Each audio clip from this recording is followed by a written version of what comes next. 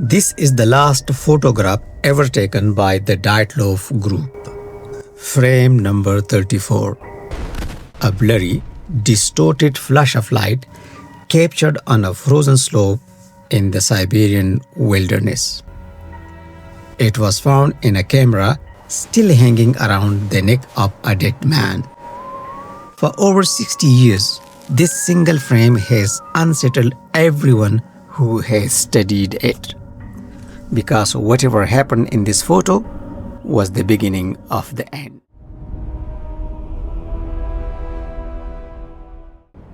February 1959. The height of the Cold War. A place where the Soviet Union fades into endless white silence. The northern Ural Mountains. A search party is combing through the snow, looking for a group of 9 missing student hikers. 9 of the most skilled young mountaineers the Ural Polytechnic Institute had to offer. Led by a 23-year-old engineer and outdoorsman, Igor Dyatlov. They were supposed to send a telegram weeks ago. They never did, and everyone feared they were already dead.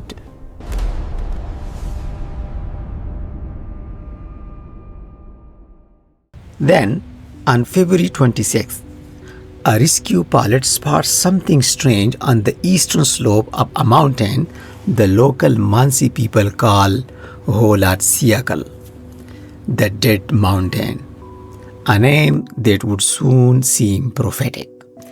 He sees a tent, half buried, half collapsed, totally silent.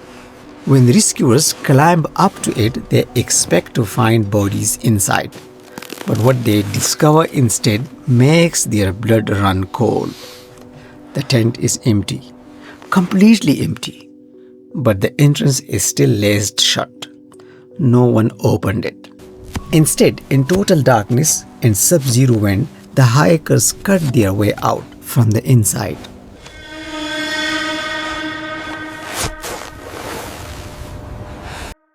Inside the tent, nothing is disturbed. Food neatly stacked, jackets folded, blankets arranged, and then the detail that has haunted investigators for decades. All 9 pairs of boots still lined up at the entrance. Outside, a trail of footprints leads away. Not running, not staggering, just walking. 9 people descending into a blizzard in socks. Some barefoot, walking towards certain death. Why? What could drive 9 hardened, elite adventurers into the night without clothing, without shoes, without even untying their own tent door? And then those answers would only deepen the mystery. Before they were victims, they were friends, students, graduates, engineers, physicists, economists, bright, curious minds, the pride of the Soviet system. Their journals, later recovered, were filled with jokes, songs, sketches, and observations about the Mansi people. They were young, they were brilliant, and they trusted each other completely. Only one man turned back, Yuri Yurin. Struck by illness on January 28, he returned to safety.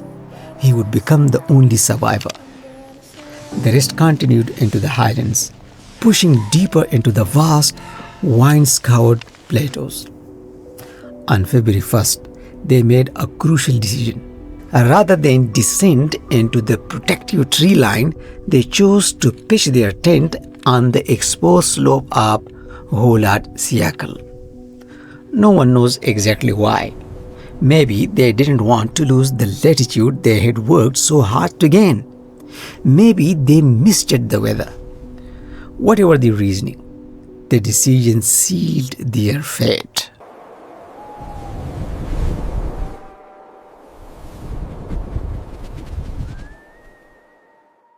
They ate dinner around 6 or 7 p.m., hung their wet clothes to dry, took off their boots, wrote cheerful notes in their diaries.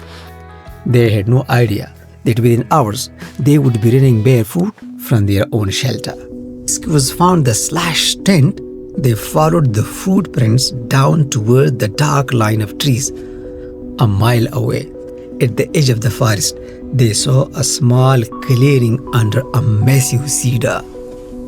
Yuri Doroshenko and Yuri Krivonishenko, barefoot, dressed only in underwear. Their hands were burned badly, suggesting they had desperately tried to keep the fire alive. The branches of the cedar above them were snapped up to 15 feet high, as if someone had climbed it in frantic fear, or to watch something happening up the slope at the tent they had fled from.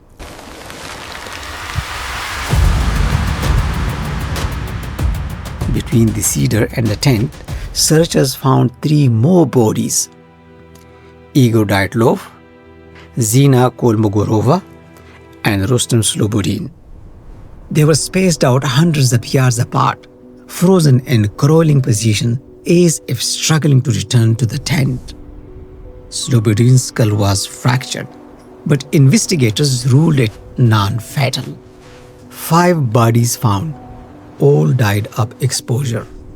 Tragic, yes, but explainable. At least that's what everyone thought, until searchers found the ravine.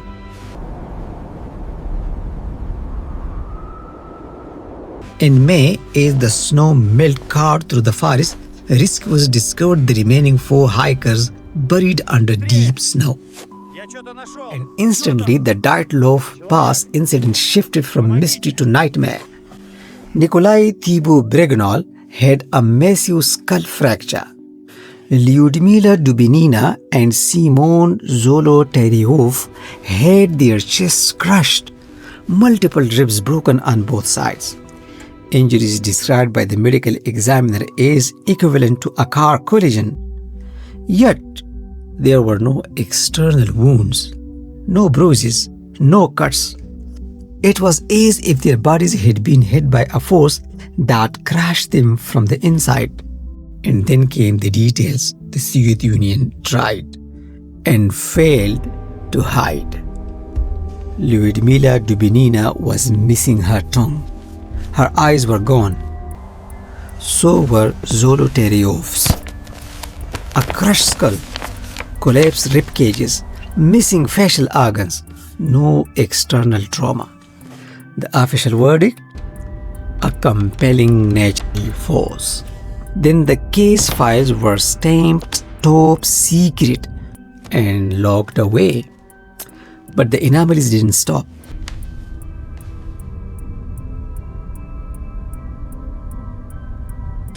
Radiation tests on the hikers' clothing showed traces of radioactivity. No one could fully explain why. Multiple witnesses, hikers, meteorologists, soldiers, reported seeing strange glowing orange spheres moving silently across the sky on the night of February 1st.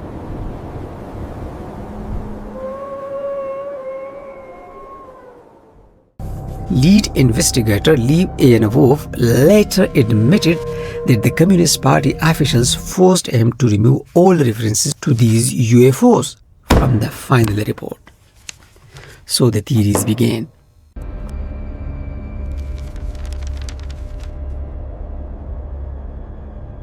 A secret Soviet weapons test, a confrontation with the Mansi, a nuclear experiment gone wrong, infrasound, paranormal phenomena, a Yeti, aliens. Every theory answers something. None answers everything. But in 2021, modern science offered a new possibility. One that is frightening precisely, but it is so ordinary. A slab avalanche.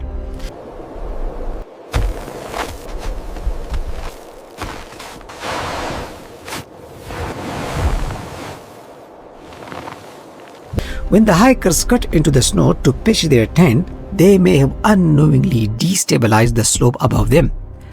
Under the right conditions, a massive sheet of hard, compressed snow, rigid as concrete, can shear off silently. While they slept, the slab may have broken loose, slamming into them with devastating force. Not enough to bury the tent completely, but enough to cause catastrophic internal injuries. Panicking, injured, believing a second slide might follow, they would have slashed their way out, grabbed nothing,